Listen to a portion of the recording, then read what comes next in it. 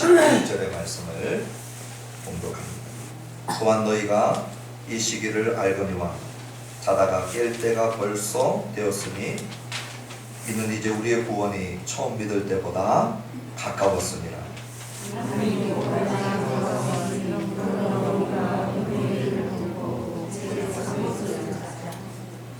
낮에와 같이 단정히 행하고 방탕하거나 술 취하지 말며 음란하거나 호색하지 말며 다투거나 시기하지 말고 오직 주 예수 그리스도로 믿고 정령을 위하여 아멘. 주님 감사합니다. 이 시간 코로나 바이러스로 전국이 곤란한 때에 예배할 마음 주시고 또 은혜의 보좌 앞으로 주님 앞에 달려나온 주의 백성들 이 한 시간 예배에 실패하지 않도록 우리 주님을 집중하게 하시고 주님을 앙망하게 하여 주옵소서.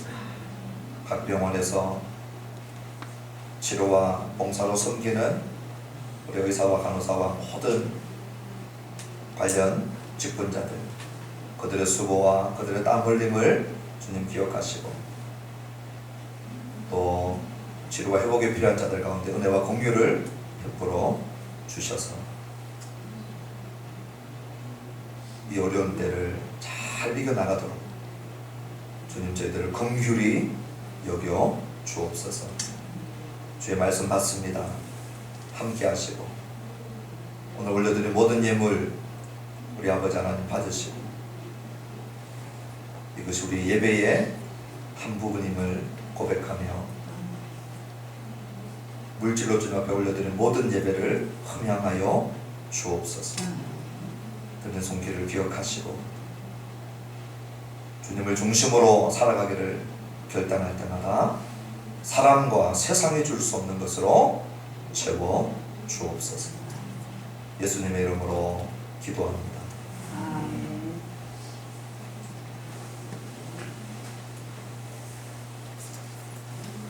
오늘 이 본문의 말씀은 한 사람을 변화시킨 유명한 말씀이기도 합니다. 우리 기독교 교회사에 예수님과 사도들을 제외하고 큰 획을 그은 사람들이 몇 명 있는데 가톨릭의 이 암흑기 하나님의 말씀보다 교회의 전통을 중요하게 여겼던 그 가톨릭의 시대를 우리가 영적 암흑기의 시대다. 하나님의 말씀을 하나님의 백성들이 읽지 못하고 그리고 손에 갖고 있지 못하고 또 라틴어로 번역을 해가지고 글을 모르는 사람들이 가뜩이나 많은데 그 말씀들을 이해하지 못하게 만들어 놓고 신부들도 이 말씀에서 하나님의 말씀을 전하지 아니하고 불필요한 교회 전통들을 많이 가져다가 신앙생활을 하게 만들었던 그 중세 어두운 시대를 깨뜨렸던 이 종교개혁자들 루터나 이 칼빈과 같은 큰 획을 그은 사람들이 어디에서 영향을 많이 받았느냐. 성경 다음으로 영향을 많이 받은 사람이 누구냐면 우리에게는 성 어거스틴으로 알려진 이 어거스틴입니다. 4세기의 인물이었고 5세기에 죽었던 이 어거스틴은 이 종교개혁자들에게 엄청난 영향을 주었던 인물입니다. 전부 다 공로로 행위로 그러한 것들을 주장하고 있을 때 오직 은혜로 오직 하나님의 은총으로를 종교개혁자들이 깃발을 흔들 수 있었던 사상적 근거가 되었던 것이 하나님 말씀 외에 이 어거스틴의 영향력이었습니다. 그런데 이 어거스틴이 어떻게 하다가 이렇게 교회에 영향력을 주고 성자가 되었느냐. 어거스틴의 삶을 우리가 다 이해할 수는 없지만 시대적인 탕화였습니다. 어거스틴이 엄청난 방탕한 생활을 하던 사람이었고 또 머리가 좋았었어요. 그래서 이 수사학 교수였습니다. 수사학을 가르치면서 웅변수를 가르치고 온변수를 가르치고 설득시키는 이 수사학 교수로서 비상한 머리를 가지고 엄청난 말주변을 가지고 사람들을 들어왔다 놓았다 하는 재주를 가지고 있지만 그 안에 있는 육체의 종류 여기에 많이 탐닉해 있었던 사람입니다. 그래서 17살에 이미 여자와 함께 동거생활을 시작하고 자식을 낳고 그리고 14년 동안 이 방탕 생활을 했던 그러한 탕하였어요. 그런데 이 탕하가 어떻게 성자가 되었느냐? 오늘 저와 여러분이 읽었던 이 로마서 13장 11절로 14절의 말씀을 읽고 소위 뒤집어지는 역사가 있었습니다. 밀라노에서 이제 이 사건이 일어나는데, 물론 이 암브로시우스라고 하는 밀라노의 아주 뛰어난 선생님으로부터 말씀을 배우고 설교를 듣고 하다가 그것이 이 어거스틴을 변화시키는 큰 역할이었지만, 동시에 이 밀라노의 한 정원에서 어린아이들이 노래를 부르고 있었어요. 자기는 집안에 있었고, 바깥에서 어린아이들이 노래를 부르는데 그 노래 부르는 그 노래가 집어서 읽어라, 집어서 읽어라, 라틴어로 이 노래가 들려오는데, 어거스틴이 자기 자신에게 말씀하는 것 같은, 집어서 읽어라. 그래가지고 하나님의 말씀을 집어서 펼쳐서 읽었던 그 본문이 우리가 오늘 읽었던 로마서 13장 11절로부터 14절이었고, 여기에 나와 있는 한 절 한 절이 이 어거스틴의 영혼에 파고들은 거예요. 하나님이 마치 자신을 고발하는 것 같았다. 지금 언어로 하면 하나님이 나의 삶의 CCTV를 다시 돌려서 내 앞에 보여주는 것 같았다. 자다가 깰 때가 벌써 되었다 하는데 정신이 번쩍 든 것이죠. 그리고 자신의 삶의 모습이 엄란하고 호색하고 술 취하고 방탕하고, 그리고 다투고 시기하고 오직 육신의 정욕을 위해서 살아가고 있는 자신의 모습이 이 벌거벗은 것처럼 이 말씀을 읽는 순간 드러나서 회심에 이르는 그러한 놀라운 말씀이 오늘 이 로마서 13장 11절로부터 14절의 말씀입니다. 오늘 전 예배를 드리는 우리 성도님들의 마음의 상태와 삶의 행적을 이 목사는 다 알지 못해요. 자신들은 다 알겠죠. 이번 한 주간 어떻게 살다가 왔는가, 어디에 거하다가 왔는가, 어떤 행동을 하다 왔는가, 누구와 시간을 보내다 왔는가, 무엇을 보다 왔는가. 아마 여러분들은 자기 자신의 일주일의 삶을 돌아보면 금방 아실 것입니다. 저는 몰라요. 그러나 소망하기는 오늘 이 로마서 13장 11절로부터 14절의 말씀이 시대적 탄화를 시대적 성자로 바꾸었던 것처럼, 오늘 이 말씀, 이 짧은 시간에 저와 여러분들이 청종할 때 성령 하나님께서 우리 안에서 말씀하시고 우리 안에서 천둥처럼 우리 영혼에 말씀해 주셔서 오늘 우리의 삶이 이 예배 드리고 돌아가기 전과 이 예배 드리고 돌아간 후에 이 말씀 가운데 역사하시는 그 역사하심으로 변화가 있게 되기를 주님의 이름으로 축원합니다. 그리고 기대합니다. 오늘 로마서는 크게 1장부터 11장까지 그리고 12장부터 16장까지 나눌 수 있다고 말씀을 드렸습니다. 그리고 12장부터는 우리 신자들의 삶과 관련되어져 있다고 말씀을 드렸습니다. 우리 예수 믿는 사람들이 어떻게 살아야 될 것인가, 그 삶을 예배라고 하는 용어로 바울이 얘기를 했습니다. 그래서 너희 몸을 하나님이 기뻐하시는 거룩한 산제사로 드리라, 이것이 너희가 드릴 영적 예배니라. 이 예배는 교회 공간 안에 11시부터 12시 반까지 목사님 축도로, 찬양으로 시작해서 축도로 끝나는, 사도신경으로 시작해서 축도로 끝나는 이 예배를 얘기하는 것이 아니고, 이 예배의 연장선상에서 돌아가서 우리가 밥 먹을 때, 우리 아이들 보낼 때, 설거지할 때, 오늘 우리의 거실에서, 우리의 침실에서, 우리의 직장에서, 지하철 안에서, 버스 안에서, 식당에서, 사무실에서, 학교에서 우리의 예배가 계속 지속되어야 되는데, 그 예배의 지속이 계속되기 위해서 12장부터 16장까지 어떻게 삶의 예배를 드려야 될 것인가에 대한 권면이 계속해서 나옵니다. 그러므로 오늘 우리가 읽었던 이 13장 11절로부터 14절의 말씀도 결국은 이 12장의 권면의 말씀에 비추어서 보아야 하는데요. 우리 11절 말씀 같이 한번 읽어보십시다. 시작.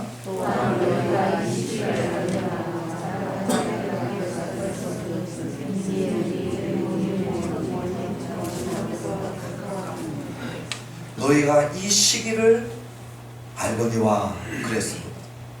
이 시기가 언제냐? 지금 자다가 깰 때라는 것입니다. 자다가 정신을 차리고 번쩍 일어나서 깨야 될 때가 지금이라는 것입니다. 그러면 도대체 지금이 어느 때이기 때문에 자다가 깨야 될 것인가? 바울은 11절 하반절에 이렇게 얘기합니다. 이제 우리의 구원이 처음 믿을 때보다 가까웠다. 우리의 구원이 처음 믿을 때보다 가깝기 때문에 지금은 자다가 깰 때고 지금이 자다가 깰 때인 것을 알아야 한다라고 말씀해주고 있는 것이죠. 그러면 이 시기를 이해할 때 바울은 이렇게 이제 우리들에게 말씀하고 있는 것입니다. 로마서 1장부터 11장까지 죄인인 우리가 이방인이든 유대인이든 할 것 없이 하나님의 율법대로 살지 못했고, 하나님 우리에게 주신 양심의 법대로 살지 못했고, 양심을 어겼고 율법을 어긴 죄인들은 하나님의 영광에 이르지 못하고 완전하신 하나님 앞에 다 죄인으로 드러나서 죄의 형벌과 사망의 모든 합당한 형벌을 받는 자격을 다 갖춘 자들인데, 그런 소망 없는 우리를 위하여서 우리 하나님께서 자기 아들을 잡으시고 자기 아들을 우리를 대신해서 우리의 죄와 수치와 저주를 짊어지게 하시고, 그리고 값을 다 지불하게 하시고, 그리고 우리 예수님의 의를 믿는 자들에게 계좌 이체시켜 주듯이 우리 믿는 자들에게 그분의 의를 전가시켜 주셔서 예수님을 믿는 자는 우리의 의 때문이 아니라 예수님의 의를 덧입어서 하나님 앞에 의롭게 되어진 자가 되었으니, 그 예수님의 성육신하심 33년 반 동안의 무죄한 삶을 사시고 완벽한 순종을 사시고 율법을 다 이루어내신 삶, 그리고 십자가의 대속의 죽음, 그리고 3일 동안 장사 지낸 바 되었다가 3일 만에 부활하시고 40일 동안 부활하신 몸으로 다니시다가 40일 만에 승천하셔서 그 과거에 이루어 놓은 이 예수님 사건을 통하여서 오늘 우리는 구원받았음을 기억하면서 너희의 몸을 거룩한 산제사로 드리게 했어요. 그것이 12장의 시작이었어요. 과거의 예수님 사건을 바라보면서 오늘 우리는 엄청난 자비와 은혜와 사랑을 입었구나, 이것을 기억하고 오늘 우리의 삶을 주님께 드리는 것이 합당하다, 합리적이다. 그랬다면 오늘 이 13장 마지막 이 부분은요, 우리 예수님 사건 가운데 과거의 사건이 아닌 이제 마지막 하나 남아있는 구속사의 마지막 한 사건이 있는데, 그게 뭐냐 하면 우리 예수님의 재림입니다. 우리 예수님이 다시 오시는 이 사건은 구속사의 연결고리 가운데 유일하게 하나 남아있는 사건입니다. 그 다시 오실 그 사건을 지금 얘기하면서 그 미래의 사건을 바라보면서 미래의 사건을 생각하면서 미래의 사건을 계속해서 인식하면서 뭐 하라는 겁니까? 오늘 우리가 이때가 자다가 깰 때라는 것을 각성하는 것. 그러면 여기서 자는 것은 무엇을 얘기하는 것일까요?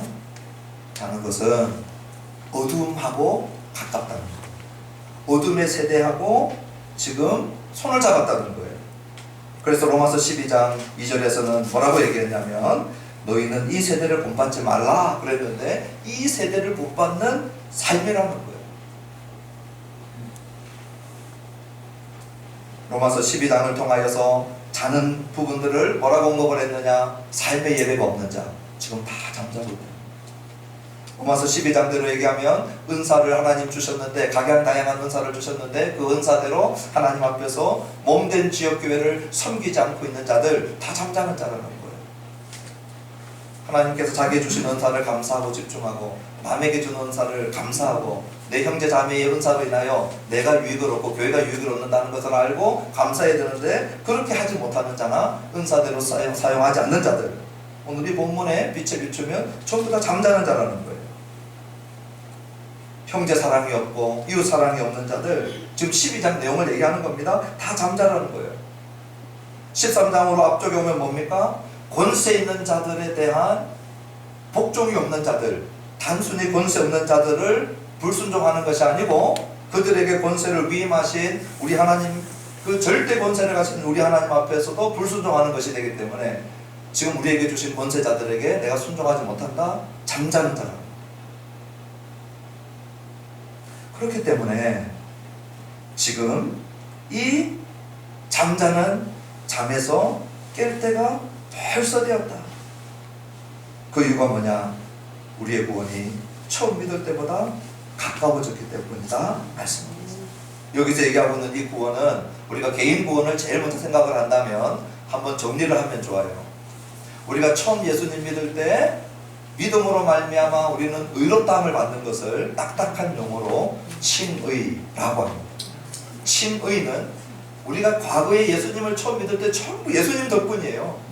예수님 덕분에 의롭지 못한 우리를 의롭다고 하시고, 그리고 죄의 싹신 형벌과 정죄로부터 우리를 구원해 주시는 거예요. 예수 믿는 사람은 결코 정죄함이 없나니, 할렐루야. 예수 믿는 사람은 예수님 때문에 결코 사망에 이르지 둘째 사망에 이르지 않냐고 형벌 받지 않는 거예요. 예수님 덕분에. 이게 칭의 때 일어나는 거예요. 그런데 이거는 과거에 처음 예수 믿을 때 일어나는 축복이죠. 그럼 우리 개인의 구원의 현재적인 부분이 뭐냐? 성화라고 합니다. 예수님을 믿어가면서 계속해서 거룩해지는 거죠. 그것은 예수 믿었다고 죄의 세력이 사라지는 게 아닙니다.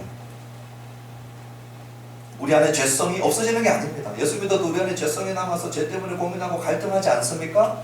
그런데 예수 믿는 자들이 신앙생활 5년, 10년, 15년, 2년, 20년 말씀 배우면서 기도하면서 예배하면서 점점 예수님의 가르침을 배우고 그것이 몸에 배기고, 그리고 성령께서 주시는 능력으로 거룩한 삶을 살아가기 시작하는 걸 보게 되는 거죠. 죄라고 하는 세력의 실체가 오늘 나를 완전히 사로잡고 있었는데 내가 예수 믿고 난 다음에 제법 잘 싸우는 거예요. 그래서 늘 지던 내가, 죄와 싸우면 백전백패하던 내가 죄와 싸워서 이겨나가고 있는 모습이 뭐냐? 현재적 구원. 죄의 세력으로부터 계속해서 구원받는 것을 딱딱한 신학적인 용어로 성화라고 얘기합니다. 그런데 이 칭의는 과거고 성화는 현재라면 오늘 우리에게 소망이 있는데 그게 뭐냐면은 우리 구원의 마지막 단계가 뭐냐면 영화의 단계가 남아있습니다. 오늘 목사부터 시작해서 교회 처음 나오신 분 중에 영화의 단계에 이른 사람은 아무도 없습니다.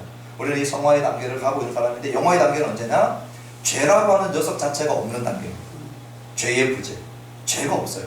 그러니 죄의 세력, 죄의 형벌로부터 우리가 고민할 필요가 없는 것이죠. 우리 예수님께서 재림하실 때 그때는 죄를 더 이상 현존하지 않도록 만들어버려요. 그게 죄가 없는 그 단계를 영화의 단계라고 하는데, 그것은 아직 우리 개인적으로 남아있는 것이지. 그러므로 우리 개인적으로는 영화의 단계가 미래적이지만 좀 딱딱하긴 하지만 구속사적으로는 우리 예수님께서 구약에 오실 구원자라고 계속해서 약속하신 부분이 2000년 전에 우리가 성탄절로 지키는 그 성육신 사건, 하나님이 육신을 입고 이 땅에 오셔서 33년 동안 아담 이후에 모든 죄인들이 하나님의 율법을 어겼거나 양심을 어겼는데 유일하게 율법을 어기지 않은 완전한 의를 이루어내시고 율법을 순종하신 분이 누구예요? 우리 예수님밖에 없어요. 그분이 우리 온 하나님의 택함 받은 인류를 위하여 대신 죽을 자격을 유일하게 갖춘 분이에요. 그리고 대속의 죽음을 죽으시고 부활하시고 승천하시고 난 다음에 이제 마지막 구속사의 마무리 한 장면이 남아있는데 그게 뭐냐? 우리 주님의 재림입니다. 그 재림이 우리 주님의 초림보다 구약에 더 많이 예언되어져 있습니다. 아무도 안 놀라시는 거예요. 구약의 예수님의 초림보다 재림이 더 많이 예언되어 있습니다. 구약에 예언하신 대로 우리 예수님 초림하셨죠. 할렐루야. 그리고 구약에 약속하신 대로, 신약에 약속하신 대로 우리 주님 반드시 다시 오십니다. 그런데 바울이 어떻게 느꼈어요? 그때가 너무 가깝다는 거예요. 그래서 바울이 이렇게 지금 느끼거든요. 바울은 급한 거예요. 바울의 마음속에 이 긴박성이 있어요. 이 긴박성이 어디서 나왔냐? 두 가지의 사실 때문에 나왔는데요. 첫 번째는 뭐냐면 우리 예수님이 다시 오신다라고 하는 이 확실성에서 나왔어요. 우리 예수님은 반드시 다시 오신다. 이건 의심할 여지가 없다. 내일 아침에 동쪽에서 해가 뜨는 것보다 더 확실한 게 뭐냐? 우리 예수님 다시 오신다. 그런데 바울이 불확실한 게 하나 있었어요. 그게 뭐냐? 언제 다시 오실지는 불확실해요. 바울 서신을 읽어보면 예수님이 언제 다시 오시는지 시기에 대해서 얘기해 놓은 것은 한 군데도 없습니다. 몇 년, 몇 월, 며칠 이런 얘기 성경에 단 한 군데도 없습니다. 자꾸 몇 년, 몇 월, 며칠을 맞추려고 하는 쪽은 전부 다 이단들이에요. 그리고 다 실패했습니다.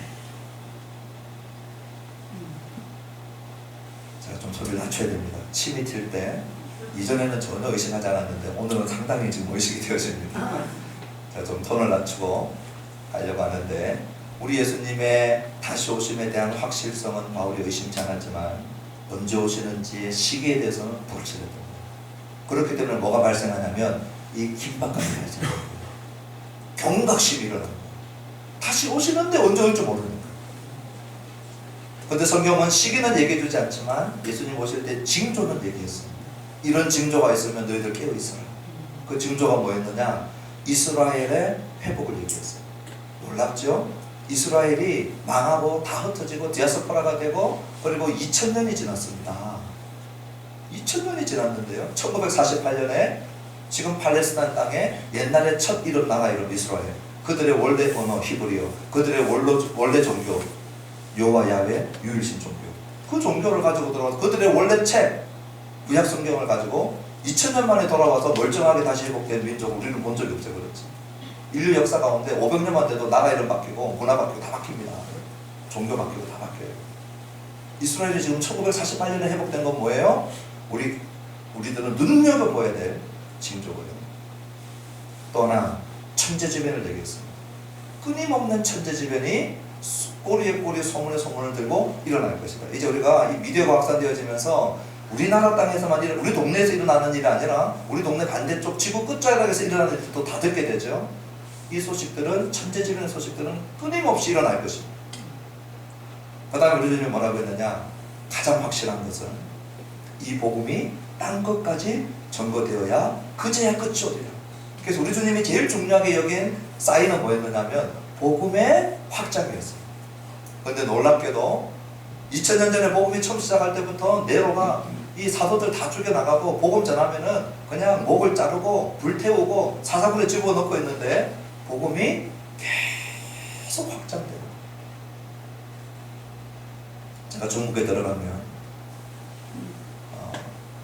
정말 놀라운 것이에요. 저렇게 시진핑 정부가 십자가 뽑고 교회 무너뜨리고 그렇게 모이다가 발견된 목사들은 실제로 감옥에 넣고 그리고 엄청난 이 핍박을 받습니다. 이 육체적 핍박. 그 다음에 그 자녀들은 공산당이 보장하고 있는 정부 우리로 치면은 기간제나 그러면 이 비정규적 직장을 갖는 게 아니고요. 공무원이 되거나 정규직을 갖는 거 이거 다 못합니다. 그러니까 부모가 예수 믿음으로 우리 자녀들이 그런 것들을 다 포기해야 된다는 걸 알아요. 그런데 중국의 지하교회 뚜껑을 열어보니까요. 지금 최소 8천만 명입니다. 최소. 약 1억까지 이르는 그런 놀라운 일들이 중국 교회에 있고 그리고 우리 하늘나무 교회는 지금 섬기고 있지 않습니까? 그 중에서 북경에서 가장 이 중요한 역할을 중국의 신학적인 뼈대를 잡아가고 있는 그한 신학교가 지금 우리가 함께 섬기고 사역하고 앞으로 우리가 어떻게 인도받을지 기도합니다. 우리 지난번에 오셨던 이열 선교사님 계시죠? 부부가 와서 우리 한국에 들어오셨을 때 모자 쓰고 오셨던 분. 이제 치료 중에 계셔서 들어오셨는데 치료 끝나자마자 이 암 방사선 치료 끝나자마자 다시 인도네시아로 가셨어요. 인도네시아에서 22년 사역하셨어요. 그래서 제가 와서 교제하면서 물었어요. 인도네시아는 가장 강력한 무슬림 국가입니다. 중동보다도 더 강력한 국가가 이슬람 이 국가가 인도네시아입니다. 인도네시아에서 지금 무슨 일이 일어나고 있는지 아십니까? 자카르타 수도에 이 이슬람 교도들이 기독교로 개종하는 일이 너무 많이 일어나고 있는 거예요. 그래서 이슬람의 목사라고 하는 이 이맘들이 지금 하나님의 말씀을 배우려고 지난 여름에 25명의 이맘이 제주도로 왔습니다. 그래서 이번 여름에 와서 이 말씀을 가르쳐 달라고 해서 제가 여름에 제 휴가 시간을 내서 지금 가려고 합니다. 무슨 얘기하고 싶은지 아시겠어요? 공산국가에서 복음을 억제했는데 억제가 안 되는 거예요. 이슬람 세력이 복음을 억제했는데 억제가 안 되는 거예요. 지금 이란과 이라크에서 무슨 일이 참 재밌는 게요. 이 CIA가 미국의 정보국에서 가장 정보가 밝은 곳이 이슬람 정보국하고 이스라엘 정보국하고 미국 CIA 미국 정보국인데 이스라엘하고 미국 정보국보다 더 정보가 이 가장 정확하고 빠른 정보가 어디냐면 우리 선교사들입니다. 할렐루야 해도 될지 모르겠지만 그냥 정보 요원들도 못 들어가는 곳에 선교사들 다 들어가 있거든요. 제가 어저께 우리 그 금요일날 GM에 갔을 때 그때 그 선거 발표하는 그 선교사님 얘기 들어보니까 170 39개국에 우리 한국 선교사만 2만 몇천 명이 지금 들어가 있습니다. 우리 한국 선교사만. 그러니 이 정보 요원들도요, 우리 선교사들만큼 정보를 많이 못 갖고 있는데, 선교사님들 만나보면요, 지금 이란 내부는 많이 기독교로 개종되어 있습니다. 정치 여러분 들어보십시오. 이란이 정치는 극우파로 가고 있습니다. 그런데 그 밑에는 하나님이 무슨 일을 하고 있어요? 그 보수적이고 극우적인 이슬람 세력인 이란의 내부에 지금 복음이 터트려져 가지고요, 그 안에서 복음으로 많이 회심하는 일이 있었어요. 우리 몇 주 전에 왔던 박원조 목사님, 그 시리아 난민들 그 선교하는 현장에 다녀와서 저하고 이렇게 얘기하면서, 시리아 난민 수백만 명, 수천만 명이요, 그 시리아를 떠나면 이 복음의 문이 활짝 열려가지고 복음 받고 만 다음에 제일 먼저 하는 게 교회 개척이에요. 터키에 난민들이 흩어지는 거구나. 그러니 사람들이 생각할 때 공산국가, 이슬람국가 복음이 확장 안 될 것이다. 그런데 뭐예요? 천만에요. 무서운 속도로 지금 복음이 확장되고 있습니다. 그래서 선교단체마다 연도는 다르지만 이 성경의 말씀이 그들의 부족원으로 바뀌어지고 그 부족이 복음을 받아들이는 것이 2030년에서 2040년도에 거의 다 끝이 날 것이다 라고 선교학자들은 그렇게 내다보고 있습니다. 우리가 시기를 정하는 것은 할 수 없지만 징조를 살피고 이해하는 것은 필요한 때문에, 그것을 바울이 생각을 하니까 지금은 정신 차릴 때다, 자다가 깰 때다.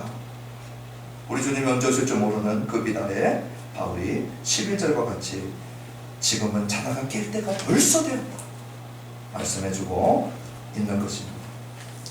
바울이 데살로니가전서 5장 6절로 7절 이렇게 얘기했어요. 그러므로 우리는 다른 이들과 같이 자지 말고 오직 깨어, 잘 들어보십시오, 정신을 차릴지. 오늘 이 시간 예배드리는 저와 여러분들이 정신을 차리는 은혜가 있게 되기를 축원합니다. 정 목사 얘기가 아니고요, 데살로니가전서 5장 7절을 제가 그대로 읽을 거예요. 오직 깨어 정신을 차릴지. 정신을 못 차려요. 졸음운전 해보셨습니까? 감이 없어요. 궤도를, 차로를 비틀비틀 가고 있는지, 제대로 가고 있는지, 지금 내 졸음운전으로 닥칠 위험이 얼마나 큰 것인지 무감각하고 둔감하고 위험도 모르고,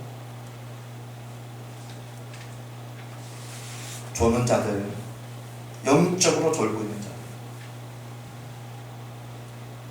그러면 이제 이런 얘기를 할 겁니다. 바울이 2000년 전의 인물인데 2000년 동안 안 왔으니까 안전합니다.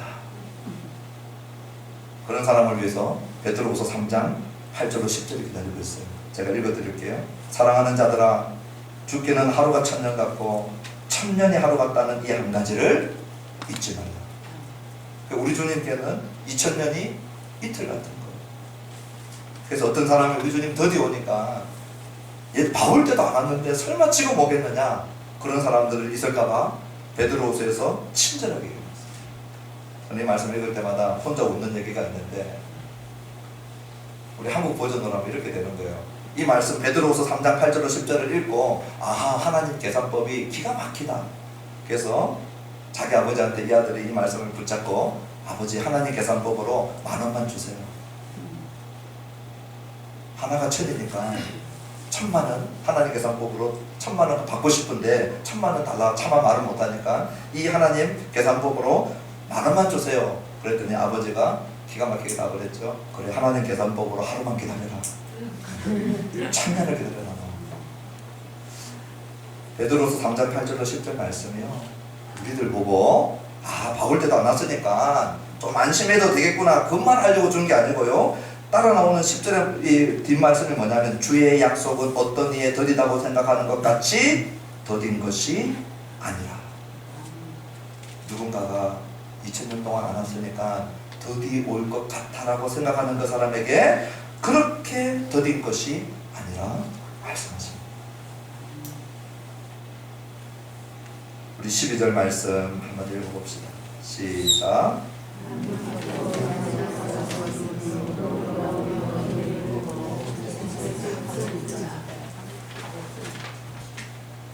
우리가 지금 읽고 있는 이 말씀은 2000년 전에 로마 교인들이 먼저 읽었다는 것을 기억을 하셔야 되겠죠.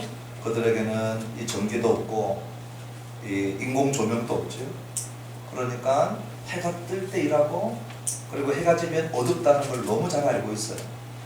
그 다음에 그들은 2000년 전에 이 옷을 입는 것을 가지고 회심하고 가치관과 세계관이 바뀐 그 신분과 신분에 맞는 생활을 하는 그러한 이 모습들을 옷을 입고 벗는 것으로 상징적으로 그들이 보편적으로 얘기하고 있던 시대입니다. 그러면서 밤과 낮, 어둠과 빛 이것을 대조하면서 얘기하고 있는 것이죠. 그러니 바울이 지금 뭐라고 하느냐, 밤이 끝났다 하지 않았어요.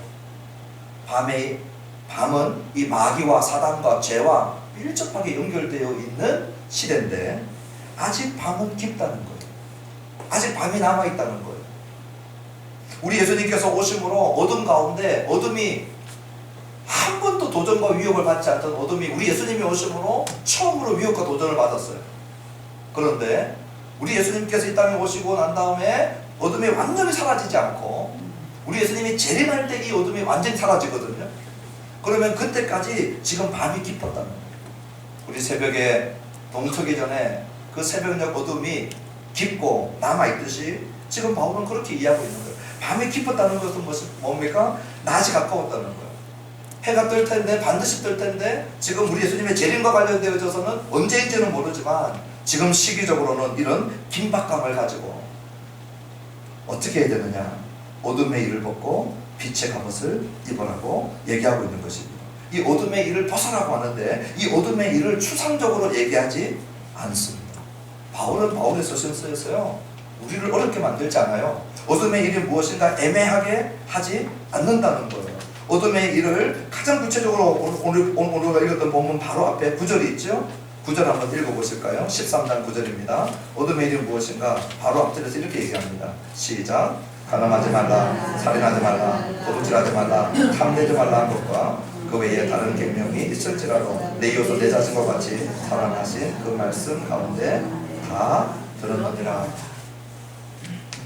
절대화시킬 수는 없지만요, 간음하고 살인하고 도둑질하고 범죄하는 것들 주로 밤과 밤이 연결되어 있습니다. 물리적으로도 밤하고 연결되어 있지만 이 영적인 밤의 삶이라는 것이죠. 그래서 이 어둠, 그 어둠을 옷 입고 있는 삶이 무엇인가? 구체적으로 9절에서는 언급을 했고요. 그리고 오늘 본문에서는 13절에서 얘기를 하고 있습니다. 우리 13절 같이 한번 읽어보십시다. 시작. 낮에와 같이 함정이 행하고 방탕하거나 술 취하지 말며 음란하거나 호색하지 말며 다투거나 시기하지 말라. 오늘 우리 주보 오른쪽에 말씀 메모칸에 우리 13절 보시면 우리 성도님들의 머리를 아프게 하는 우리 한글이 아닌 글자가 있는데 이것이 신약 성경에 기록되어져 있는 헬라어입니다. 제가 이 헬라어가 우리에게 도움이 될 때만 아주 제한적으로 조심스럽게 쓰는데요. 밑줄 그어놓은 부분이 뭐냐면요, 매가 앞쪽에 있는 매가 영어로 치면 not입니다. not, 안 된다, 부정입니다.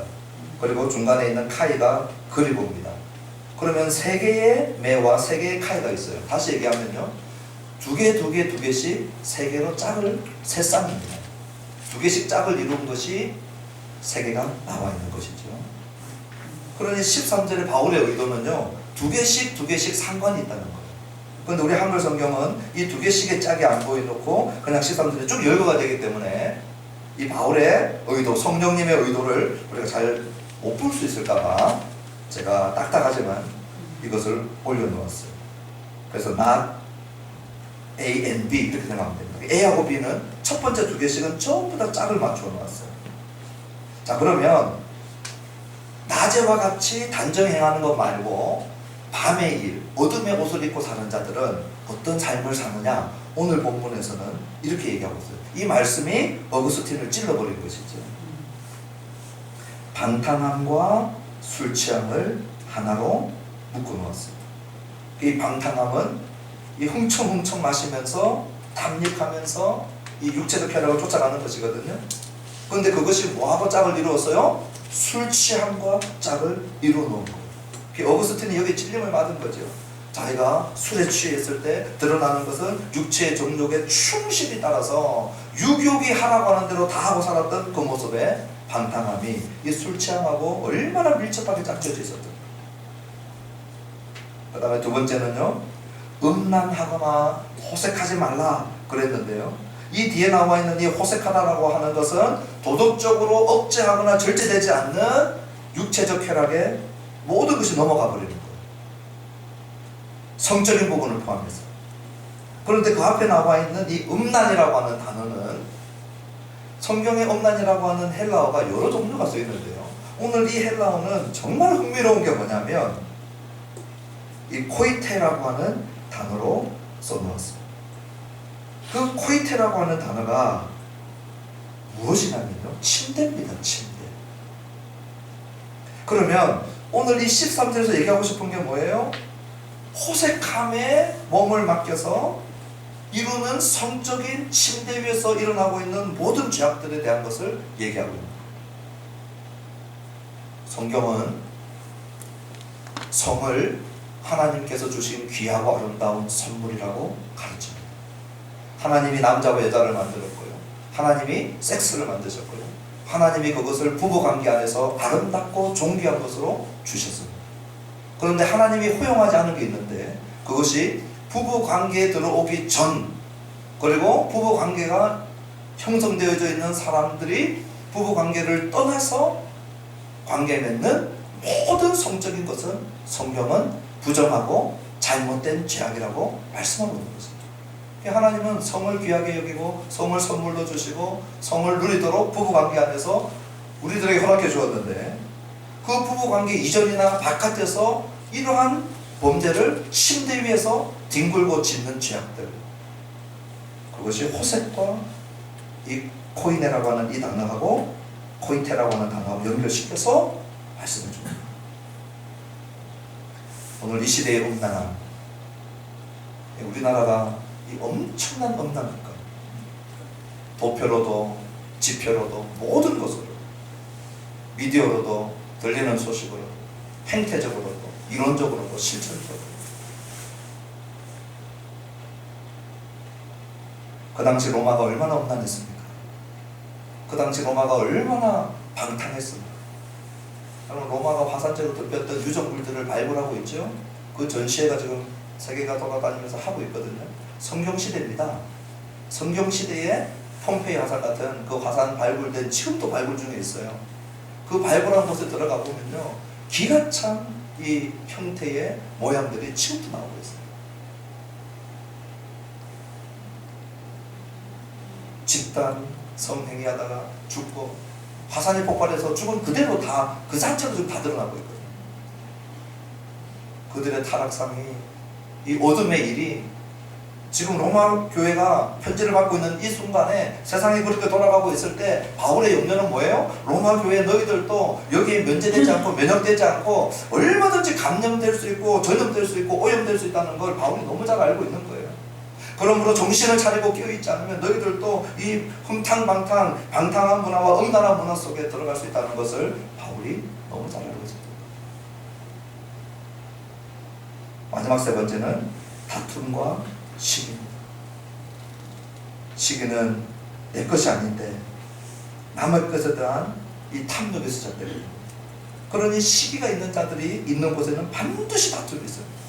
무엇인가 꼬리를 잡고 이 꼬리를 만들어 가지고 다툼을 일으킵니다. 그 다툼을 일으키는 뿌리로 들어가 보면요, 시기심에서 나옵니다. 자기 거 아닌데, 자기에게 하나님 주신 거 아닌데, 자기에게 없는 것 때문에 남에게 속한 것인데, 남이 가진 것인데, 그것을 계속 탐하고 욕심을 부리면요, 어떻게 됩니까? 그 사람하고 어떤 형태가 되는지 다 보여요. 이 공동체가 끼어져 버리는 거죠.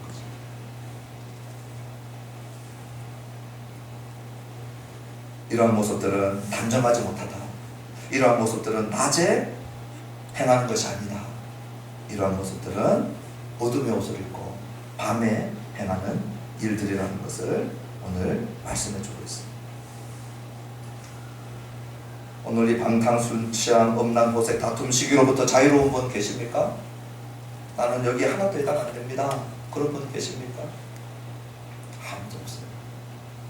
우리가 육체를 가지고 살아가는 동안에 여기로부터 자유로운 사람 아무도 없어요. 그럼 어떻게 합니까?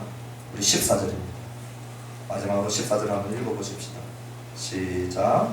오직 주 예수 그리스도로 믿고 정력을 위하여 육신의 일을 도망하지 말라. 바울이 단호하게 얘기합니다. 정력을 위하여 육신의 일을 도모하지 마라. 이런 시도도 안 하시는 분들이 있어요. 나는 절대 할 수 없습니다. 그런데 그런 분들이 예를 들어서 갑자기 당뇨 수치가 기하급수적으로 올라가요.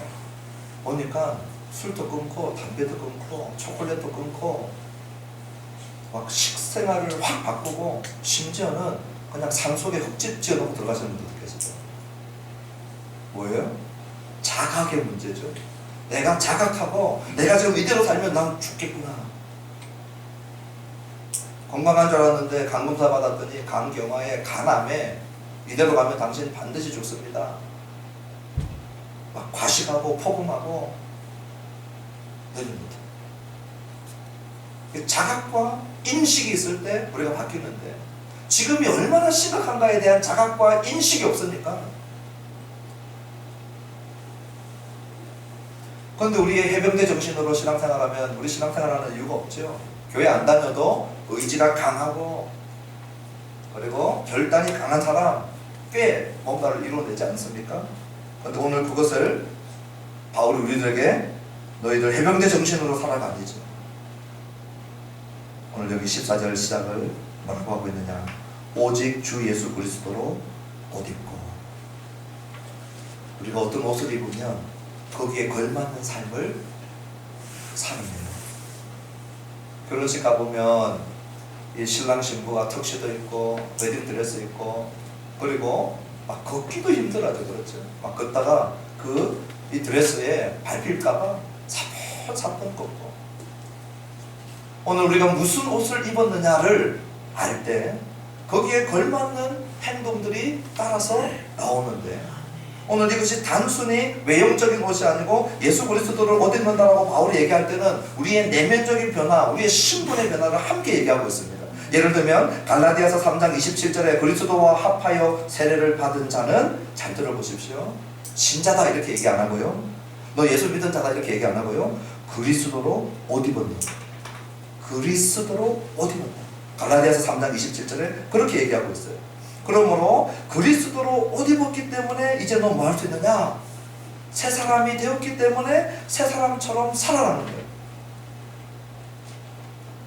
이것을 진짜 딱딱한 얘기를 하나 더 하겠는데요. 안 외워도 되고 몰라도 됩니다. 그런데 바울의 편지는 이렇게 되어 있어요. 직설법과 명령법으로 되어 있는데 로마서 같은 경우에 1장부터 8장까지는 다 직설법입니다.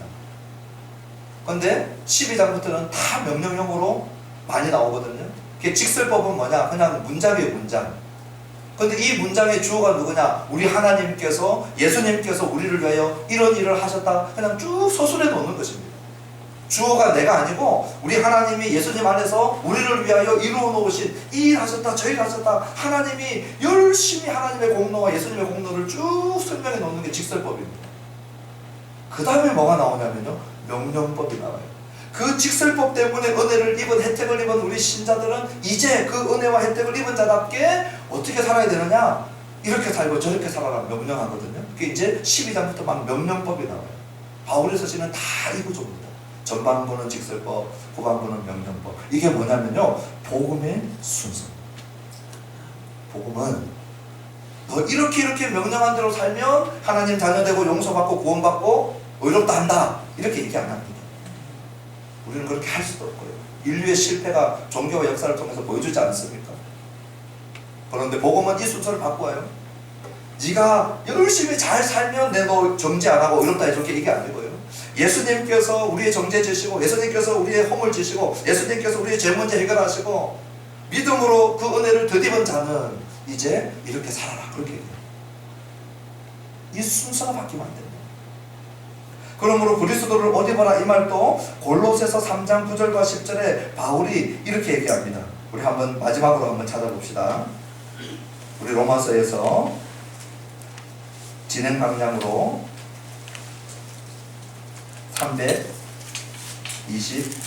327페이지, 제가 가지고 있는 신약성경 327페이지에 가면은요 9절로부터 10절이 있습니다.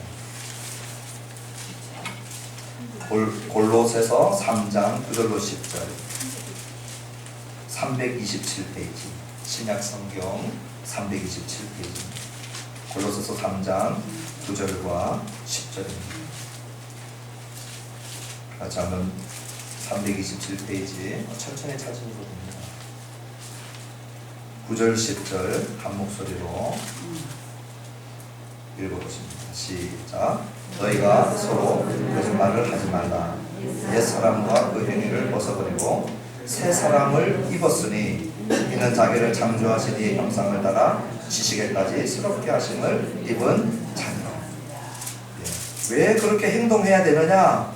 9절에 이렇게 하지 마라 저렇게 하지 마라. 왜 그렇게 해야 되느냐? 10절에 새 사람을 입었으니 너희가 새 사람 되었으니 그리스도로 옷 입어서 새 사람 되었다는 거예요. 그렇기 때문에 그것이 먼저 일어나고 선행하고 거기에 합당하게 사는 방식으로 어둠의 일을 따라 살지 마라. 이것이 복음의 순서입니다. 그런데 이 두 개가 다 있어요. 은혜만 얘기하고 은혜에 합당한 삶을 얘기하지 않는 것은 성경이 얘기하고 있는 복음이 아닙니다. 세상에서 요거도 먹고 있는 싸구려 복음, 값싼 복음. 성경은 은혜를 받은 자는 은혜에 합당한, 그리스도로 옷 입은 자는 그리스도의 옷 입은 신분에 합당하게. 그러므로 그리스도를 옷 입을 때 어떤 일이 있다는 것입니까? 그 사람은 복음을 받아들이는 거예요. 그 복음을 받아들인 자 안에 바울은 항상 빠지지 않고 얘기했던 것이 뭡니까? 성령께서 우리 안에 내주하신다는 거예요. 그래서 로마서 6장에 가면 육체의 소욕을 거스릴 수 있는 그 힘이 어디서 나오느냐? 성령의 소욕을 따라가라고 말씀하고 계시는 거예요. 그리스도로 옷 입은 자는 복음을 받은 자요, 그리스도를 옷 입은 자는 성령께서 내주하시는 자요, 그리스도를 옷 입은 자는 우리 안에 성령께서 내주하심으로 그 성령님을 의지하고 성령의 도움을 구할 때 오늘 우리가 어둠의 옷을 벗어버리고 현저한 육체 정욕을 따라 살지 않고 이길 수 있는 힘을 그리스도로부터, 복음으로부터, 성령으로부터 공급받아 이기는 거예요. 그래서 우리 남자들에서 우리 간증할 때 가끔 그런 얘기 나와요. 내가 술에 막 몇 병씩 피우고 하루에 담배를 몇 갑씩 태우고, 그런데 신앙생활 하면서, 해병대 정신이 아니라 신앙생활 하면서 복음과 성령께서 역사해가지고 그것을 끊어내는 얘기를 우리 남자 셀 할 때 이렇게 자주 들어요. 성령님이 우리 안에 오셔서 우리 안에 능력이 되어서 우리로 하여금 살게 하시는 역사는 2000년 전에 로마 교회 안에서도 일어나고 있고 2000년 후에 하늘나무 교회 안에서도 일어나고 있습니다. 이제 말씀을 마칠 텐데요, 아직 어둠이 남아있는 이때, 그리고 이 땅, 우리 주님 재림 안 하셨잖아요. 저는 개인적으로 제가 살아있을 때 오셨으면 좋겠어요.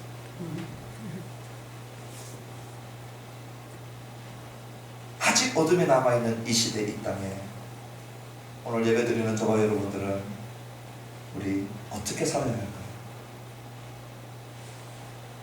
오늘 바울은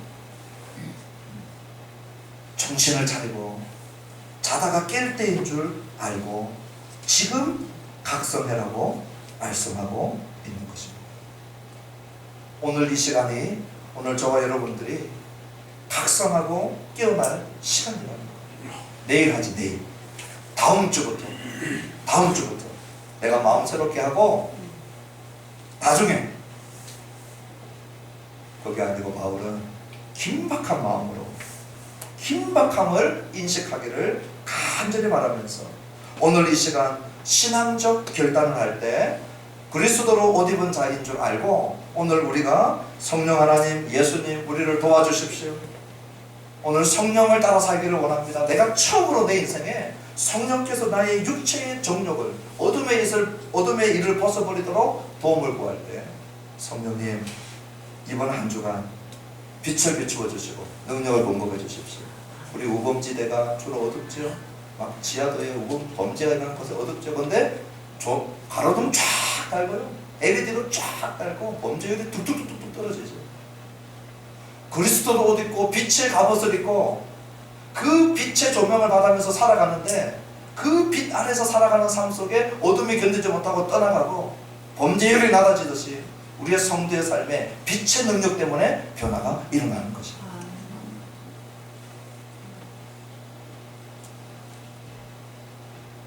저는 이번 한 주간 저와 여러분들이 주님 이번 한 주간의 나의 삶 속에 내가 벗어버려야 될 어둠의 옷이 무엇인지 이제 우리 기도할 텐데요.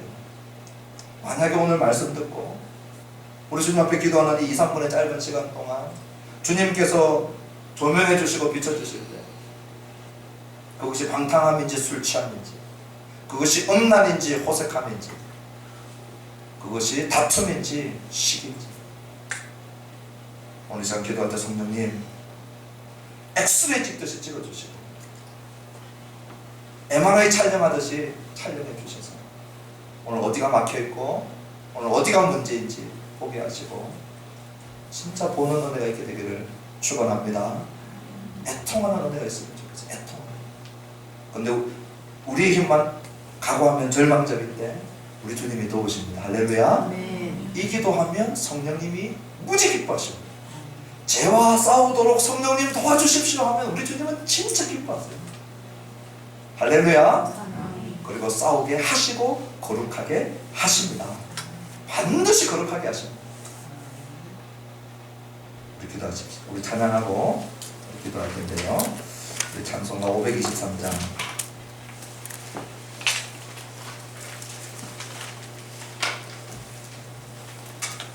모든 죄악길에서